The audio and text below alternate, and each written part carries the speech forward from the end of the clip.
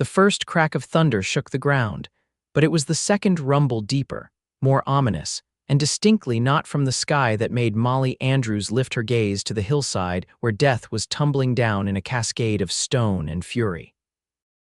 Nevada Territory, 1868. Molly had spent 2 years in Belmont trying to outrun her past, finding a semblance of peace in the harsh Nevada mountains. At 22, she'd learned that freedom came at a cost, especially for a woman alone. She'd bought the small parcel of land outside town with her inheritance, determined to prove that she could survive without a husband or father dictating her choices. The half-built cabin stood as testament to her determination, though the work had been harder than she'd imagined. She'd been gathering water from the creek that morning when the storm began brewing overhead. The sudden drop in temperature had sent her hurrying up the path toward home, buckets sloshing at her sides. When the mountain itself seemed to groan, Molly had just enough time to look up before the world came crashing down. The rockslide started small, a few pebbles skittering down, followed by larger stones that gathered momentum as they fell. Within seconds, boulders the size of wagon wheels were hurtling toward her. Molly dropped the buckets and ran, but the uneven ground betrayed her. Her foot caught on a root, sending her sprawling. When she tried to rise, white-hot pain shot through her ankle. The last thing she remembered was covering her head with her arms as the earth roared around her. Zachary Dawson had been tracking a wounded deer since dawn. At 30, he'd spent most of his adult life drifting across the Western Territories, never staying in one place long enough to put down roots. 6 months ago, he'd landed in Belmont, taking work at the Silver State Mine until the claustrophobic darkness underground drove him back into the open air. Since then, he'd made a modest living hunting game for the local hotel and saloons. The storm had caught him by surprise, forcing him to abandon his hunt. He was making his way back to town when he heard the distinctive rumble of falling rock. Having survived a mine collapse 3 years earlier, Zach recognized the sound immediately. He altered his course, heading toward the disturbance with a growing sense of dread. When he crested the ridge above Molly's property, the devastation below stole his breath. A massive section of the hillside had given way, sending tons of rock cascading down toward the creek. Something pale caught his eye amid the debris, a woman's arm protruding from beneath the rubble. "Dear God," he whispered, scrambling down the slope. He reached the rockslide and dropped to his knees beside the partially buried figure. She was face down, one arm flung out, the rest of her body trapped beneath a chaotic jumble of rocks and dirt. Blood matted her honey-brown hair, but when Zach pressed trembling fingers to her neck, he felt a pulse weak but steady. "Madam, can you hear me?" he called, leaning close. A faint moan answered him, and relief flooded through his veins. She was alive. Zach surveyed the situation with growing alarm. Several large boulders pinned her lower body, while smaller rocks covered her back and shoulders. Moving the wrong stone could bring the whole pile crashing down, crushing her completely. Thunder cracked overhead as the first fat raindrops began to fall. If the downpour loosened more of the hillside, they'd both be buried. He had to work fast. "I'm going to get you out," he promised the unconscious woman. "Just hold on." He started with the smaller rocks, carefully lifting them away from her upper body. His leather gloves offered some protection, but the jagged edges still bit into his flesh.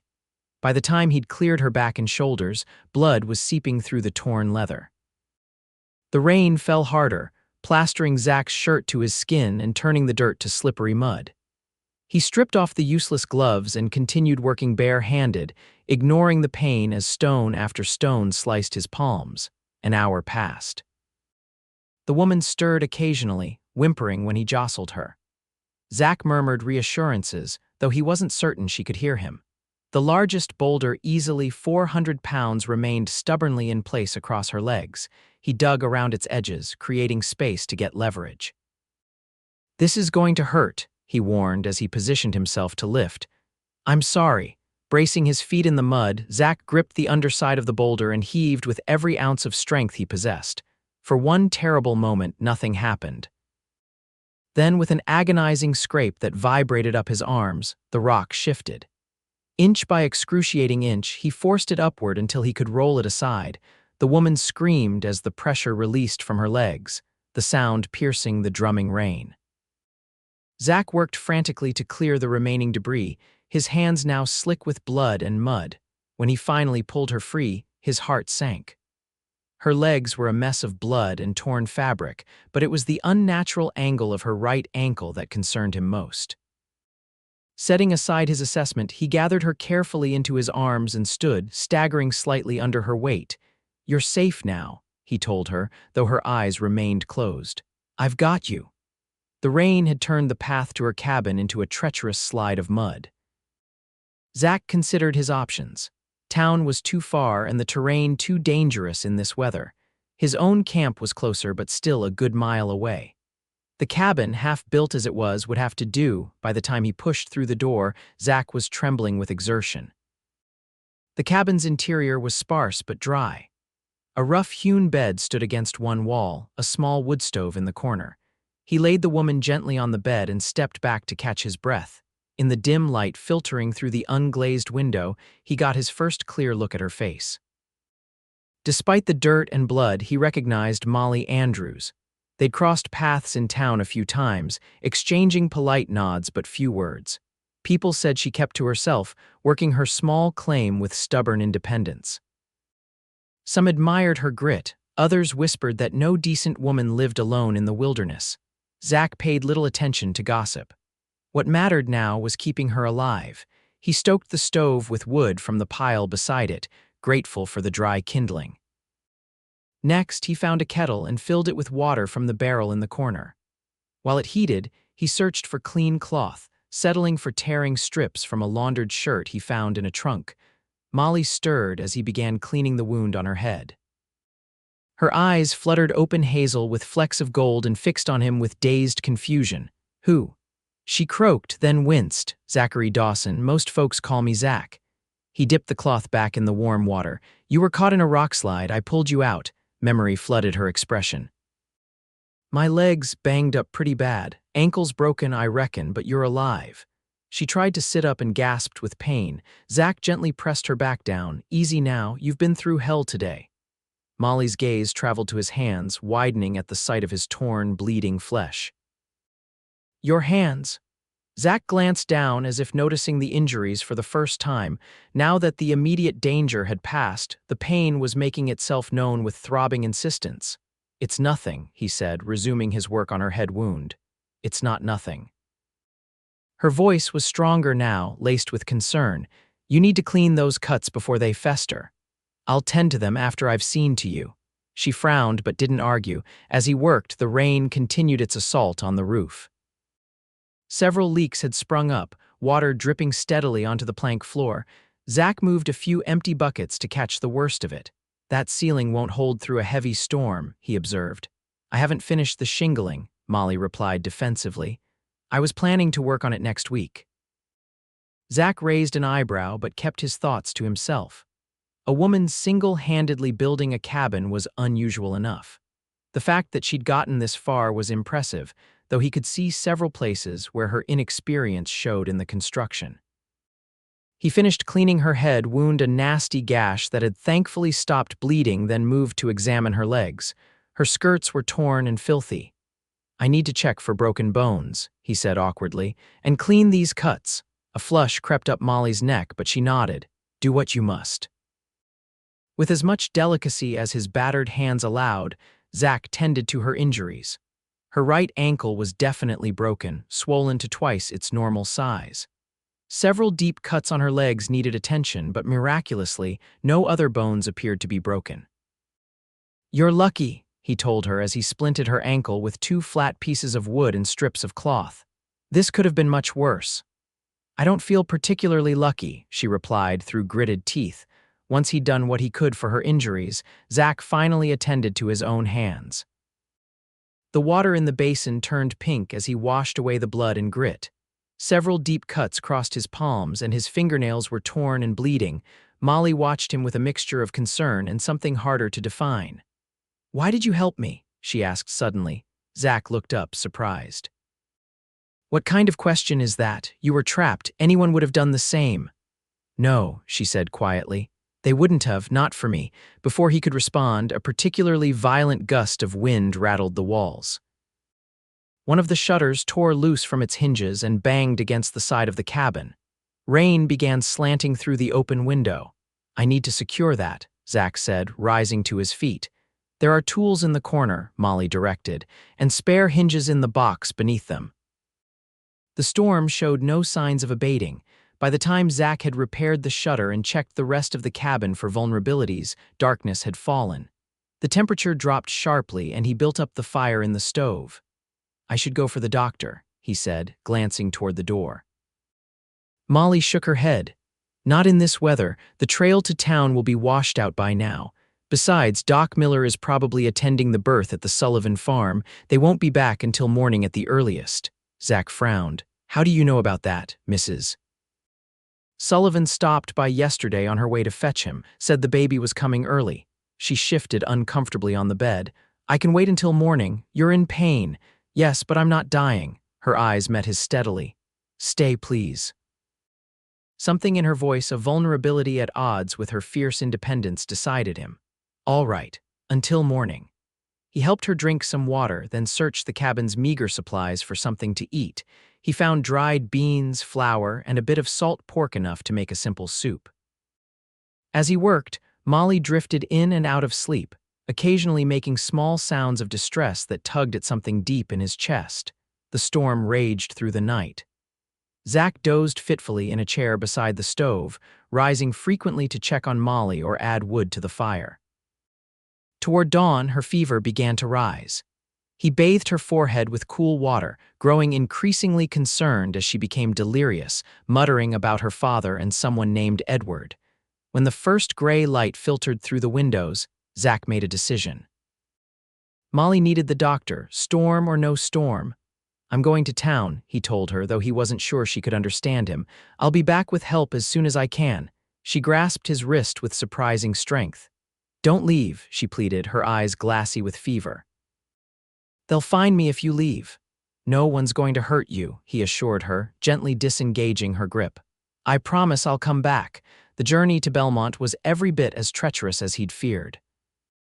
The trail had washed away in several places, forcing him to forge new paths through the underbrush. His horse, retrieved from where he'd left it tethered the day before, picked its way carefully through the mud. By mid-morning, he reached the doctor's house on the outskirts of town. As Molly had predicted, Miller was just returning from the Sullivan farm, looking exhausted but pleased. Healthy baby boy, he announced when Zach explained his presence. Now, what's this about Molly Andrews? Zach quickly outlined the situation while the doctor gathered his supplies. Miller listened gravely, asking occasional questions about her injuries and symptoms. Fever's not a good sign, he said, securing his bag to his saddle. Could be infection setting in. We'd best hurry. They made better time on the return journey, the doctor following Zach's newly blazed trail. Still, it was early afternoon before they reached the cabin. Zach's heart sank when they pushed open the door.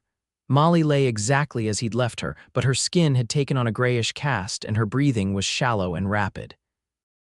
Miller went to work immediately, unwrapping Zach's makeshift bandages and examining the wounds with practiced hands. His expression grew increasingly grim. This cut on her leg is badly infected, he reported, and I don't like the look of that ankle. The bone's broken clean through the skin in one place. Will she live? Zach asked, his throat tight. Miller glanced up, his weathered face softening slightly at whatever he saw in Zach's expression. She's young and strong. With proper care, yes, I believe she will. But she can't stay here alone, not in this condition. I'll stay with her, Zach said without hesitation. The doctor's eyebrows rose. That wouldn't be proper, Mr. Dawson. She's an unmarried woman, and she'll be a dead one if left alone. Zach crossed his arms. I don't give a damn about proper. She needs help, Miller sighed. I suppose these are extraordinary circumstances. Still, there will be talk. Let them talk. For the next 2 hours, Zach assisted as the doctor cleaned and redressed Molly's wounds, set her ankle properly, and administered laudanum for the pain. When she finally slept peacefully, Miller packed up his supplies. Change the dressings twice daily, he instructed. Keep the wounds clean and watch for signs of spreading infection, redness, heat, swelling. Give her the laudanum sparingly, it's easy to become dependent. I'll return in 2 days to check on her. After the doctor left, Zach sat beside Molly's bed, watching the gentle rise and fall of her chest. He'd known her only in passing before yesterday, yet here he was, committed to seeing her through this crisis. It made no logical sense, yet he couldn't imagine being anywhere else. Outside, the storm had passed, leaving behind a washed, clean sky and the sweet scent of rain-soaked earth.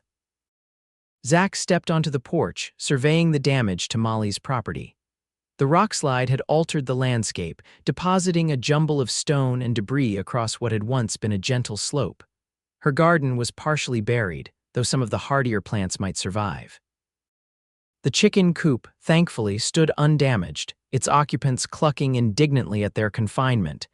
He set about salvaging what he could, feeding the chickens and shoring up a section of fence that had collapsed. As he worked, his mind kept returning to Molly's delirious words. Who was she afraid would find her? What was she running from? It wasn't his business, he reminded himself. Once she was well enough to care for herself, he would leave, as he always did. Getting involved in her troubles would only complicate things. Yet when he returned to the cabin and found her awake, clear-eyed and watching him from the bed, something shifted in his chest. "You came back," she said softly. "I promised I would." Molly studied him, her expression unreadable. "Thank you for everything." Zach nodded awkwardly, unused to gratitude. "Are you hungry? I can make something." "A little, but first." She gestured to a chair. "Sit with me a moment," he complied, settling into the chair beside her bed. His hands throbbed dully, the cuts beginning to heal but still painful. "Doctor." "Miller says you refused to leave," she said. "That you insisted on staying to help me," Zach shrugged. "You can't manage alone, not right now." "No," she agreed. "But why you? We've hardly spoken before yesterday." It was a fair question, one he'd been asking himself. "I suppose because I was there, and now I'm here." He met her gaze directly. "Does it matter why?" A small smile touched her lips. "I guess not, but most men would expect something in return." "I'm not most men," he said simply. The days settled into an unexpected rhythm. Zach tended Molly's wounds, prepared simple meals, and worked on the cabin when she slept. He repaired the roof, securing loose shingles and adding new ones where needed. He reinforced the walls and added proper glass to the windows. Using supplies purchased in town with money Molly insisted on giving him. Dr. Miller visited regularly, pleased with Molly's progress. The infection in her leg responded well to his treatments, though he warned that she would be off her feet for at least 6 weeks while the ankle healed. "You're lucky Mr. Dawson found you when he did," Miller told her during one visit. Not many men would have been able to move those boulders alone. After he left, Molly turned to Zach with curiosity. "He's right, those rocks were massive. How did you move them?" Zach flexed his hands, now healing but permanently scarred. "Necessity, I guess. When something needs doing, you find the strength." "Is that your philosophy for everything?" He considered the question. "More or less, the world doesn't care about your plans or dreams. Things happen and you either adapt or you break. You sound like you've done a lot of adapting." "Some," he acknowledged. "What about you? What brought you to Belmont, building a cabin all by yourself?" The light in her eyes dimmed. "Necessity, as you said. Some things needed doing." She didn't elaborate, and Zach didn't press. They all had ghosts following them in this untamed country. Some were just more persistent than others. As April turned to May, the land around the cabin burst into brief, spectacular bloom. Wildflowers carpeted the hills, and new growth softened the harsh lines of the rockslide. Zach expanded Molly's garden, salvaging what plants he could and adding new seedlings purchased from a farmer in town. Molly grew stronger each day. She began to sit up for longer periods, even hobbling short distances with the aid of crutches Zach fashioned from sturdy branches. Her natural color returned, bringing with it a beauty that Zach found increasingly difficult to ignore. It wasn't just her physical appearance, though the honey-brown hair that fell in waves down her back, and the intelligent hazel eyes certainly commanded attention. It was her resilience, her quiet determination, and the rare but transformative smile that sometimes graced her features when she thought he wasn't looking. One evening, As they sat on the porch watching the sunset paint the mountains gold, Molly broke their comfortable silence. "I ran away from home," she said, her gaze fixed on the horizon. "That's why I came here." Zach waited, sensing she needed to tell this story at her own pace. "My father arranged a marriage for me after my mother died." Edward Blackburn was a business associate 45 years old, twice widowed, with a reputation for cruelty that my father either didn't know or chose to ignore. She twisted her hands in her lap. "When I refused, father threatened to send me to an asylum. Said my willfulness was a sign of mental instability." Anger flared in Zach's chest. "So you left," she nodded. "My mother left me a small inheritance, kept separate from father's business. I took it and fled west. Changed my name slightly, it was Molly Anderson before. I thought if I went far enough, built a life of my own." She shrugged. "Naive, perhaps. Brave," Zach corrected. "Takes courage to start over with nothing but your wits."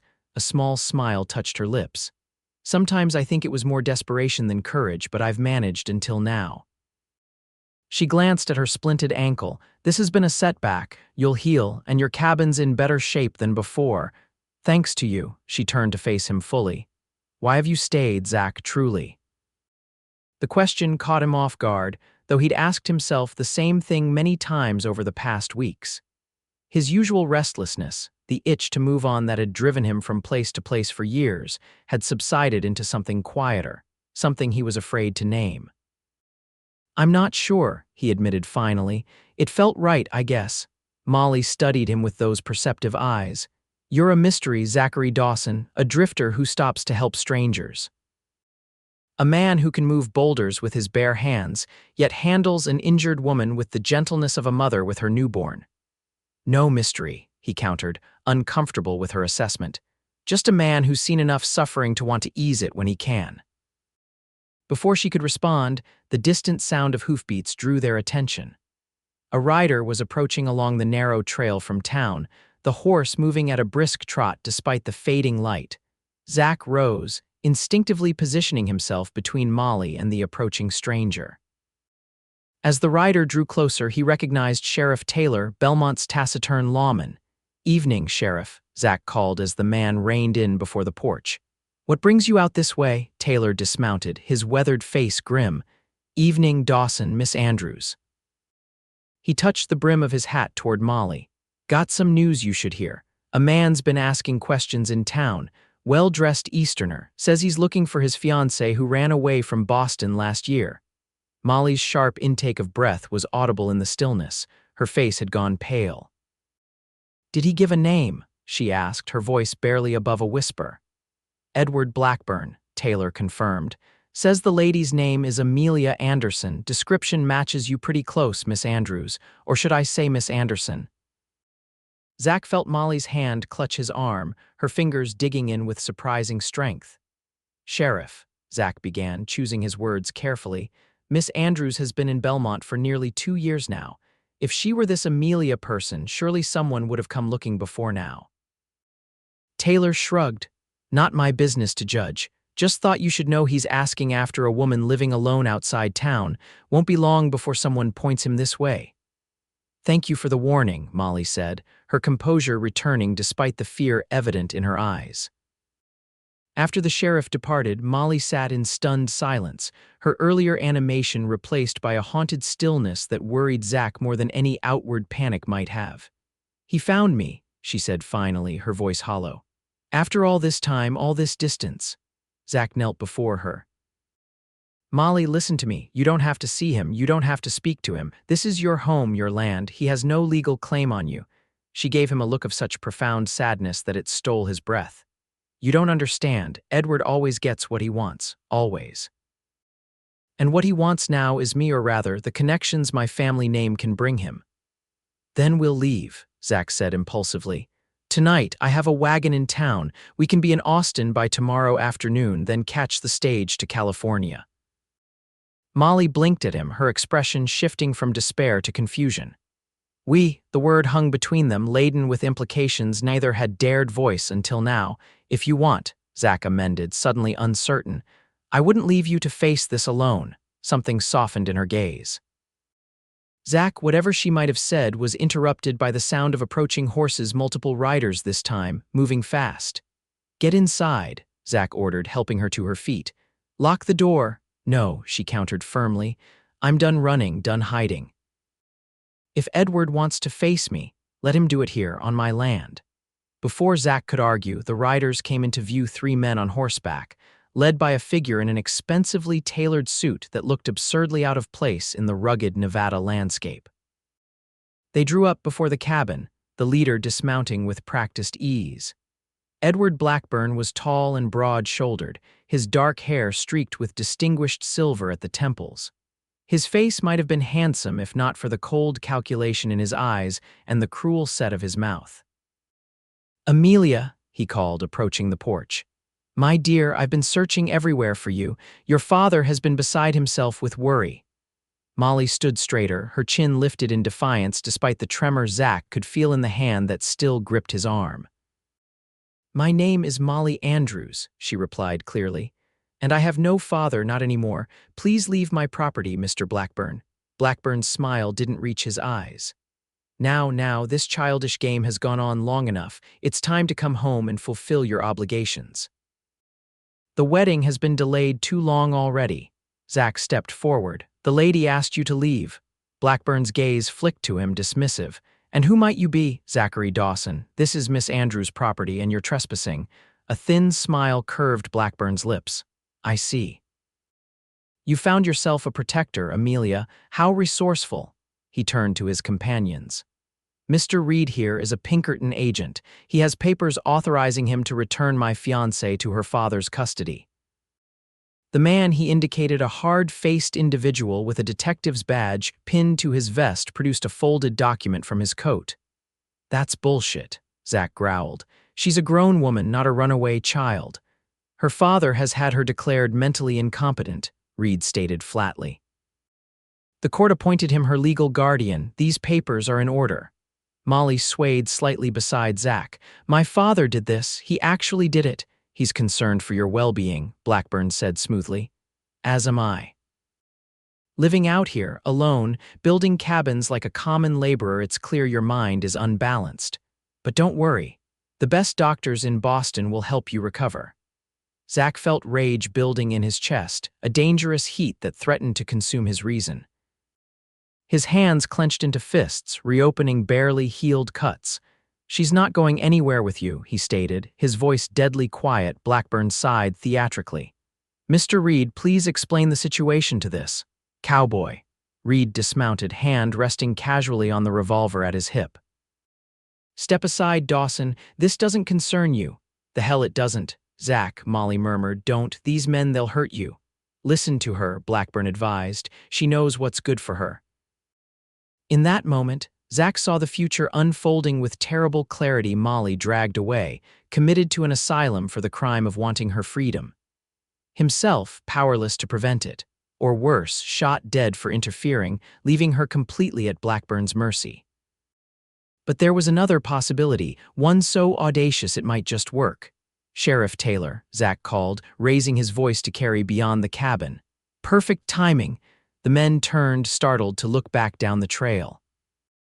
Finding it empty, they returned their attention to Zach, who had used the momentary distraction to draw his own weapon. "That was a cheap trick," Reed growled, his hand moving toward his holster.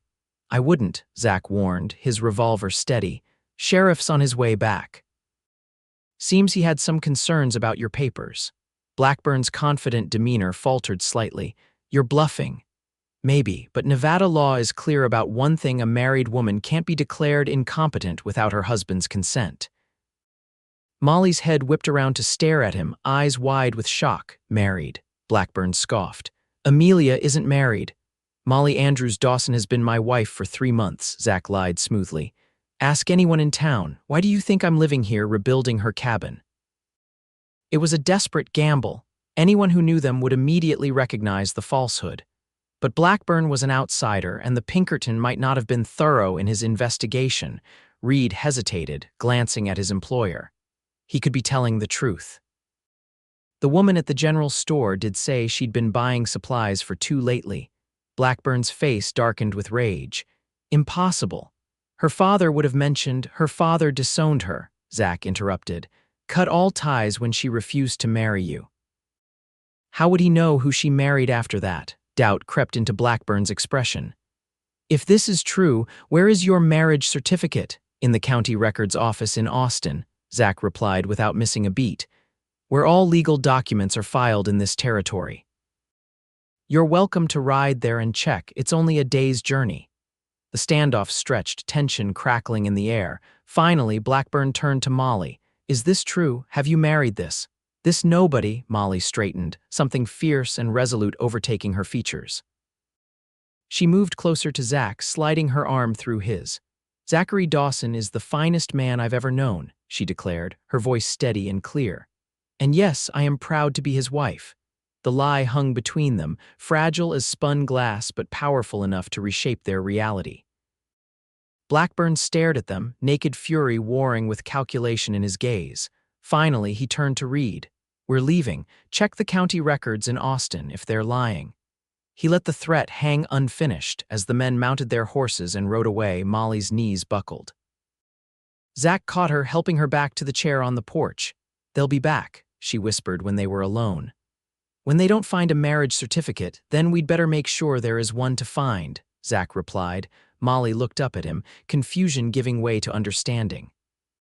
Zach, you can't be serious. Why not? The question was simpler than the tumult of emotions behind it. It solves your problem. A married woman can't be forced to return to her father. Even if he declares you incompetent, your husband becomes your guardian, not him. But marriage to me. You barely know me. Zach crouched beside her chair, taking her hands in his scarred ones.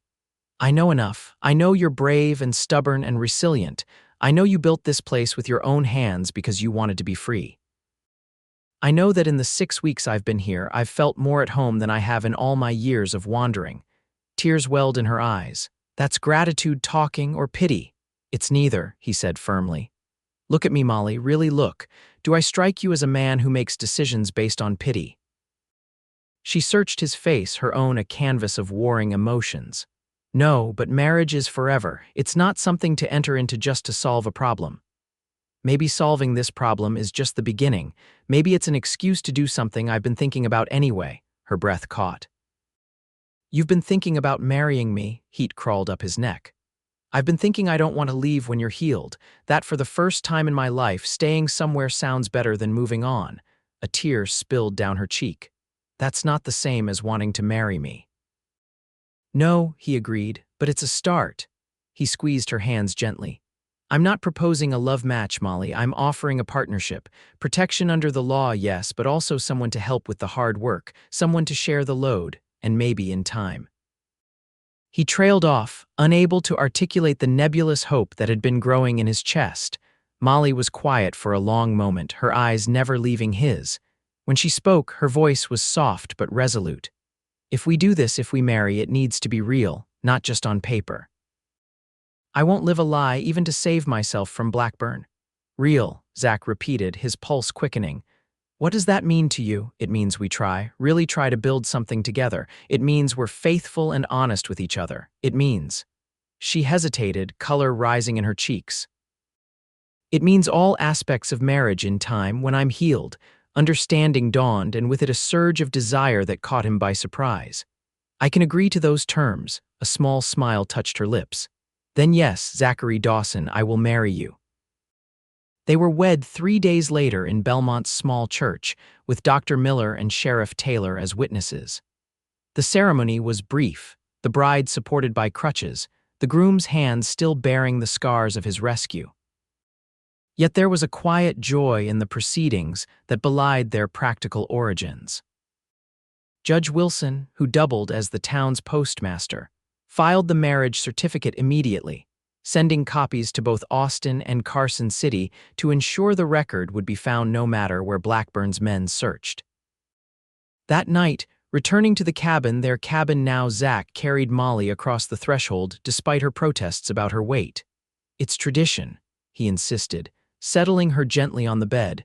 Molly looked around the single-room dwelling, now transformed by Zach's careful work. The roof no longer leaked, the windows closed properly. A new cook stove replaced the rudimentary one that had barely heated the space before. It's strange, she mused. I built this place to be alone, to prove I didn't need anyone, and now. Now you're stuck with me, Zach finished. Sitting beside her on the bed, she reached for his hand, tracing the healing cuts across his palm. These may never fade completely. I don't mind. They remind me of the day we met. Most people don't consider nearly being crushed to death a fortuitous meeting. I'm not most people. He hesitated, then asked the question that had been nagging at him. Do you regret it, the marriage? Molly considered him thoughtfully. No. It's not what I planned, but then, nothing in my life has gone according to plan since I left Boston. And this. She gestured between them. This feels more honest than anything I left behind. Relief flooded through him. Good, because I meant what I said about staying.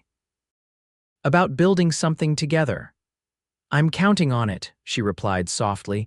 In the weeks that followed, they settled into a cautious domesticity. Zach continued to sleep on a pallet near the stove while Molly occupied the bed, an arrangement they agreed would continue until her ankle was fully healed, and she felt ready for more. True to his word, Reed returned from Austin a week after the wedding, his expression sour as he confirmed the existence of their marriage certificate. Blackburn, however, did not accompany him. He's returned east, Reed informed them curtly. Said to tell Miss Anderson Mrs. Dawson now, I suppose that he withdraws his suit. The detective's eyes narrowed. Convenient timing, this marriage of yours. Fate works in mysterious ways, Zach replied evenly. After Reed departed, Molly sagged against Zach in relief. It's over just like that, maybe, maybe not. But we'll face whatever comes together. As June bloomed across the mountains, Molly's strength returned. Dr. Miller removed the splint from her ankle, cautioning her to begin walking gradually. Zach fashioned a sturdy cane from a piece of polished oak, presenting it to her with unexpected shyness.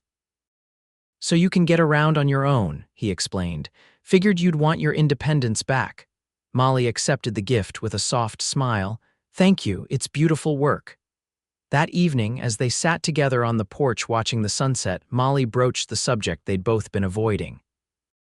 Dr. Miller says I'm fully healed, she said quietly. Which means our arrangement don't, Zach interrupted. Don't say it's time for me to leave, not unless that's what you truly want. She turned to him, surprised. I was going to say our arrangement can change if you want it to. Heat pooled in his belly at her implication. Are you certain? There's no rush, Molly. We've been married almost 2 months, Zach. We live in the same cabin. You've seen me at my worst and stayed anyway. She reached for his hand, her touch sending sparks along his skin. I'm ready for this to be a real marriage, in every way. That night, for the first time, Zach joined Molly in the bed that had been hers alone. Their coming together was tender, unhurried, a careful exploration of newfound intimacy. When Molly cried out his name in the darkness, Zach felt something fundamental shift within him, a piece of his soul long adrift finally anchoring itself to this woman, this place, this life they were building. Afterward, holding her against his chest, he whispered the words he'd been holding back for weeks. I love you, Molly. I think I have since I pulled you from those rocks. She raised herself on one elbow to look at him, her hair spilling across his skin like honey in moonlight. How can you be sure? We barely knew each other then.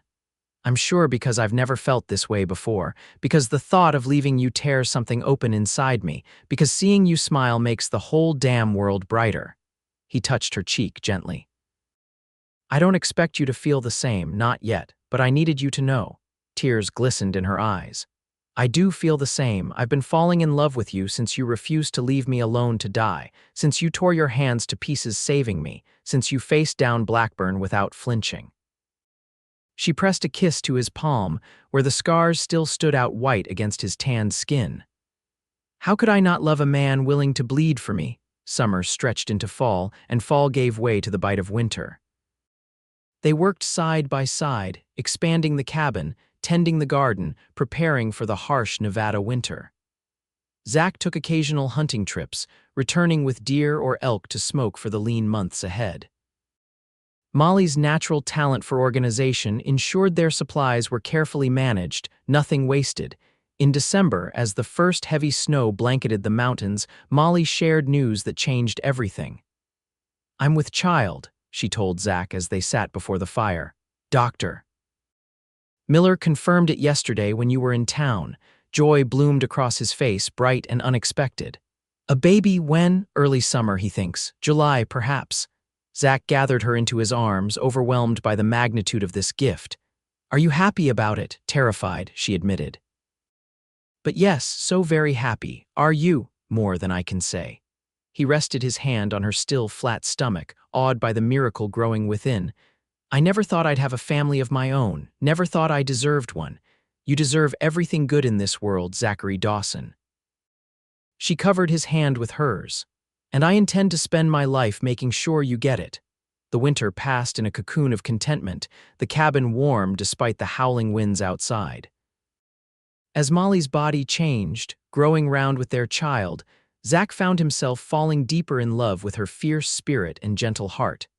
They talked of the future of expanding their land, perhaps building a proper ranch someday. Zach's skills as a hunter and tracker could serve them well, while Molly's head for business and planning would ensure they thrived rather than merely survived. Spring arrived with a rush of meltwater and new growth.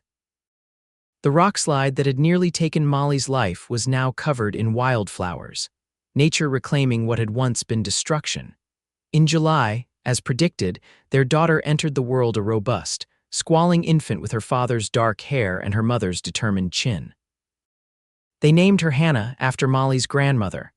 "She's perfect," Zach whispered, cradling the tiny bundle with hands that had once moved boulders and now trembled at the responsibility of this new life. Molly watched them from the bed, exhausted but radiant. "She's a miracle, our miracle." The years flowed one into another, marked by the seasons and the milestones of their growing family. Hannah was joined by a brother, Samuel, 2 years later, and then by twins Rebecca and Joshua when Hannah was 6. The cabin expanded to a proper house with separate bedrooms and a wide porch that wrapped around 3 sides. Their land grew to include a small herd of cattle and horses, a prosperous garden, and an orchard of apple trees that produced fruit known throughout the county for its sweetness. Zach never returned to his drifting ways.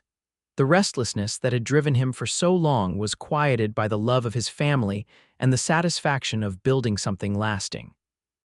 His hands, once scarred from a desperate rescue, now bore the marks of honest work calluses from rains and tools, the healed cuts barely visible beneath the weathering of sun and time.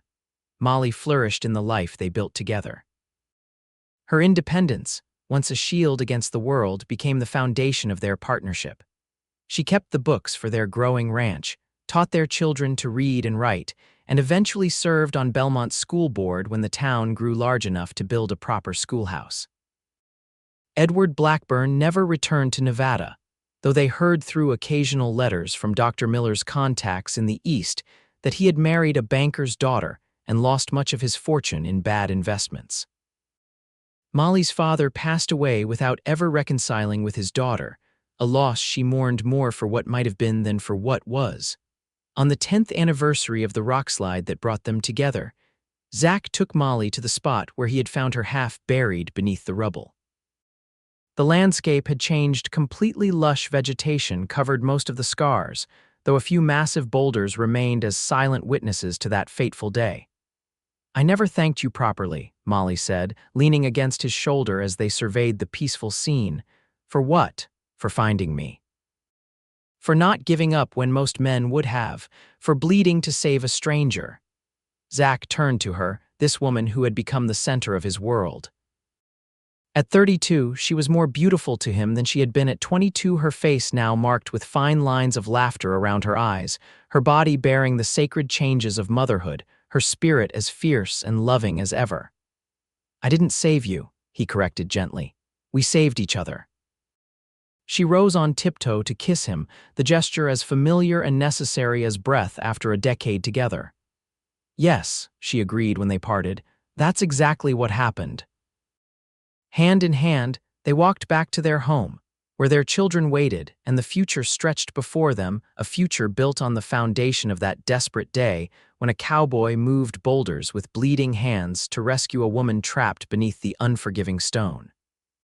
Their story, like the landscape around them, had transformed from one of near tragedy to one of enduring beauty scars visible, if you knew where to look, but ultimately overshadowed by the life that had flourished in their wake.